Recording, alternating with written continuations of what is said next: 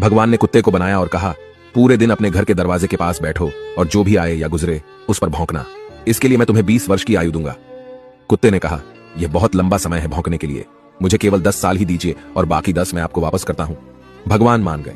फिर भगवान ने बंदर को बनाया और कहा, तुम कर्तव्य करो और लोगों को हंसाओ, इसके लिए मैं तुम्हें 20 वर्ष की आयु दूंगा। बंदर ने कहा, 20 वर्षों तक कर्तव्य करना, क्या मैं 10 वर्ष वापस कर दूं जैसे कुत्ते ने किए? भगवान मान गए। इसके बाद भगवान ने गाय को बनाया और कहा, तुम्हें हर दिन किसान के साथ खेत में जाना है, उसका हाथ बटाना है और किसान के परिवार को दूध देना है, इसके लिए मैं तुम्हें 60 वर्ष की आयु दूंगा। गाय ने कहा, 60 वर्षों के लिए यह कठिन जीवन है, मुझे 20 वर्ष ही दीजिए और बाकी 40 मैं आपको वापस करती हूं। और भगवान फिर मान गए।